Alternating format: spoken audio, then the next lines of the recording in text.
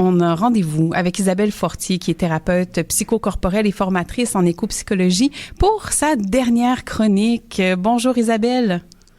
Bonjour Maude. Très heureuse de t'avoir ce matin pour cette 5e et dernière chronique de la saison, on va le dire comme ça parce qu'on aimerait bien ça que tu reviennes, sur la route de médecine de l'éco-psychologie. Donc, qu'est-ce qu'on aborde aujourd'hui? On va aborder le paradigme destructeur des ressources illimitées et inépuisables. N'est-ce pas? On connaît bien ça. Oui, on le connaît bien, effectivement. On le voit de tous bords et de tous côtés. Malheureusement, oui. Oui, c'est ça. Puis dans le fond, je voudrais replacer dans l'espace, hein, c'est la 5e chronique de cette roue de médecine de l'éco-psychologie qui est conçue par Emmanuel Delrieux, qui est éco-psychologue. Hein, que Emmanuel met de l'avant que le burn-out personnel n'est pas différent que le burn-out systémique, dans le fond, hein, que c'est une seule et même chose. Puis que si on veut retrouver notre santé, ben ça passe obligatoirement par une conscience systémique de cette boucle rétroactive-là entre l'individuel et le collectif. Hein, fait que dans le fond, les paradigmes destructeurs qu'on a vus tout au long là, des chroniques, ben ça nous invite à les transformer en paradigmes médecine. Puis quand on veut aborder la roue de médecine, puis ces paradigmes, ben dans le fond, ce qu'on veut, c'est réparer, régénérer, retisser, réhabiliter le cycle naturel de guérison puis de transformation entre l'individuel et le collectif, comme on a vu tout à l'heure, entre l'intime et l'engagement dans le monde. Souvent, on met ça en opposition, mais nous, on veut réhabiliter ça ensemble, entre le social et le sauvage, entre l'être et la terre.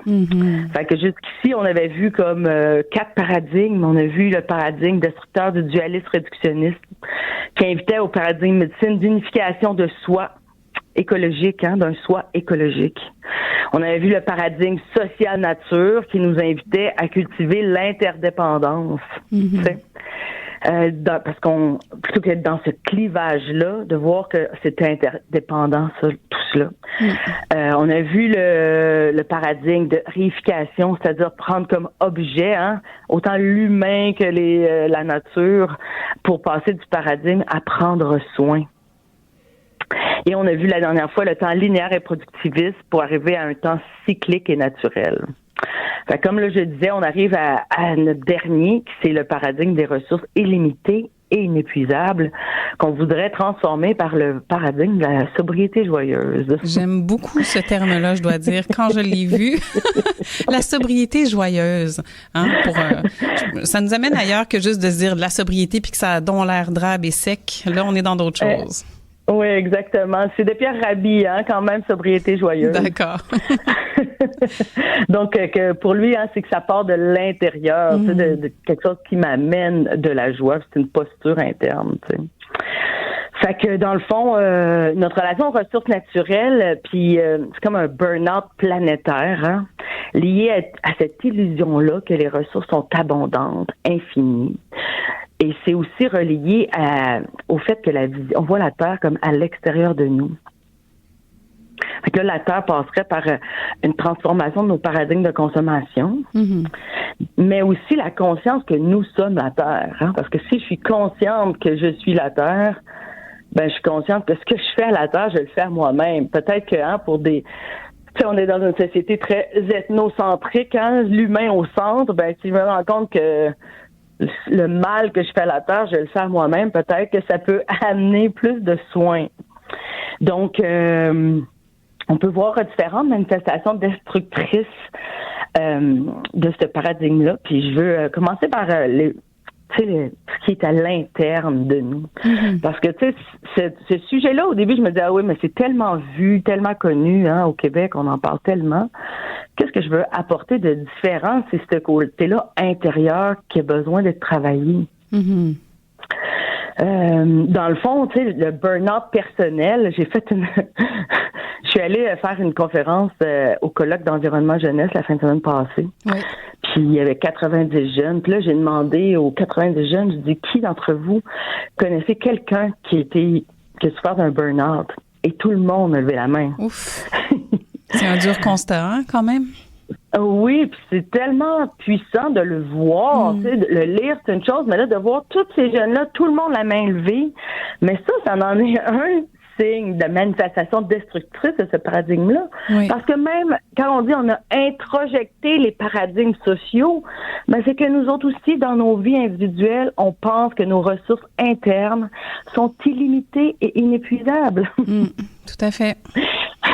Fait que là, on pousse la machine, hein, on utilise l'énergie des reins, toujours pour aller plus d'avant, pour produire plus. Donc, ce rapport-là doit absolument changer, puis reconnaître que on est aussi limité. Hein, j'ai une personne faillible et limitée. J'ai une personne, tu sais, qui a une finitude. Tu sais, à un moment donné, je vais mourir. Hein, il y a une quantité d'énergie X qui m'amène vers quelque chose là où tout le monde s'en va, on s'en va vers la mort. Mais cette peur-là de la mort chez l'individu fait en sorte qu'on veut pas la ressentir non plus, la mort. Hein? Fait que là, on va trouver à consommer, à s'activer pour pas ressentir cette finitude-là. On est encore dans ce grand paradigme-là, hein? Des ressources inépuisables et illimitées, non? Oui. Le fait même d'être au monde me ramène à ma finitude. Oui. J'ai une vie, mais ma vie est limitée, est ponctuelle. Donc, pour moi, c'était bien important aussi, justement, de parler que, justement, pour ne pas sentir notre vide intérieur, hein, fait que là, je vais trouver toutes sortes de moyens de compensation, dont la consommation. Consommation d'objets, mais consommation d'alcool, consommation de drogue, consommation de sexualité. Hein, on va aller dans ça, des ressources inépuisables pour éviter ces sentiments-là de vide existentiel que nous portons tous à l'intérieur. Fait que ce que ça fait, c'est que on finit par justement, on est épuisé par cette pression-là d'acquérir, de posséder, de consommer en tout temps, sans jamais être satisfait, parce qu'on porte le vide.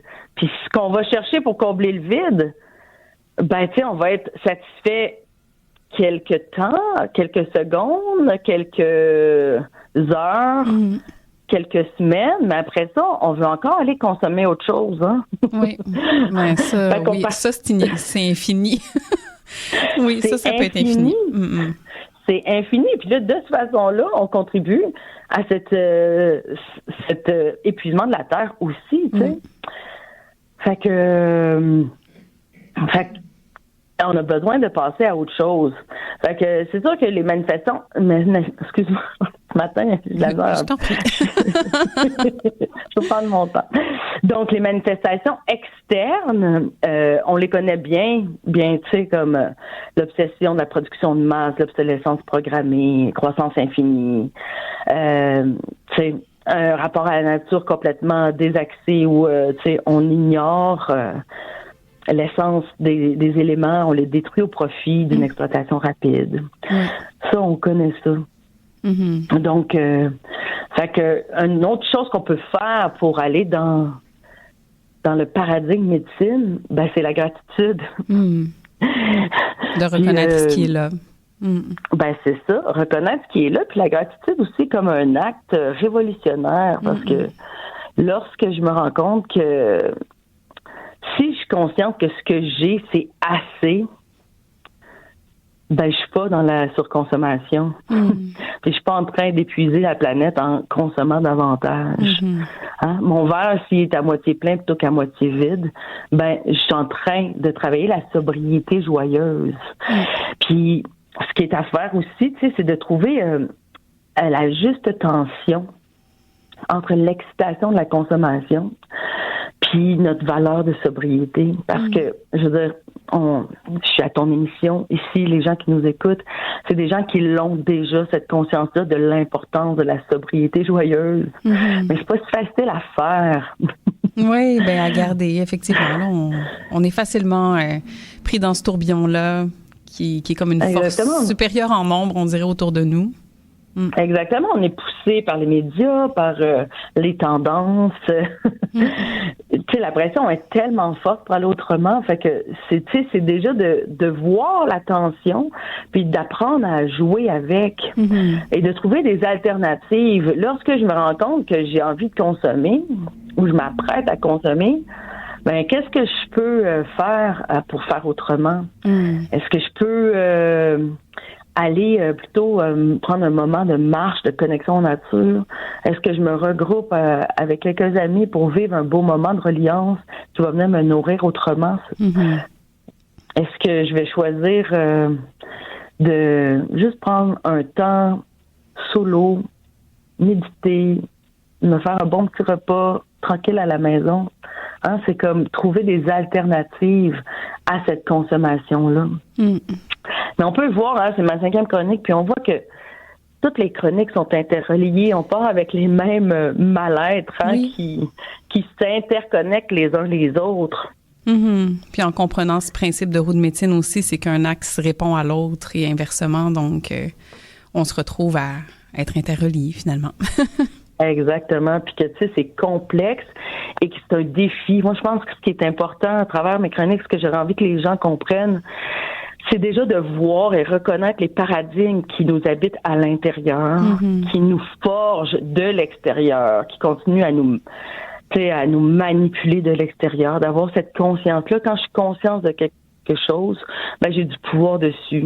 Pour le transformer, ça me demande d'accepter aussi que je suis pris avec ça, puis que j'ai un chemin de transformation à faire qui est pas si facile, puis que ça va être des dépassements. Puis si petit à petit, plutôt que consommer, je choisis quelque chose qui me fait du bien, ben je vais me rendre compte qu'il y a d'autres façons de faire. Ce que je voudrais que les gens retiennent aussi, c'est que la vie, là, c'est pas une ligne droite vers la quête d'argent, pour avoir plus de pouvoir d'achat, pour mieux paraître socialement.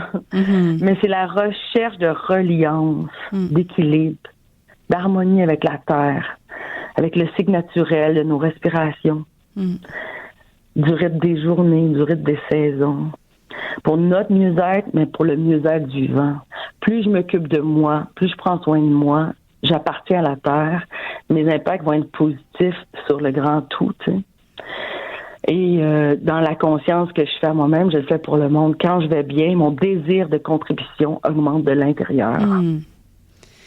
Merci tellement, Isabelle, pour toutes ces phases qu'on a traversées avec toi à travers ces 5 chroniques. Puis j'espère sincèrement qu'on se retrouvera lors de la prochaine saison pour discuter davantage sur tout ce savoir que tu as avec toi et que tu as le désir de partager avec nous. Merci pour cette générosité. Ceux qui voudraient aller plus loin, ils peuvent aller voir mon site web Ego Eco. Oui. Et j'ai un stage du 5 au 7 décembre dans la région de Québec. Alors, je vous invite à aller voir ça. Merveilleux. Merci beaucoup, Isabelle. Passe une excellente journée.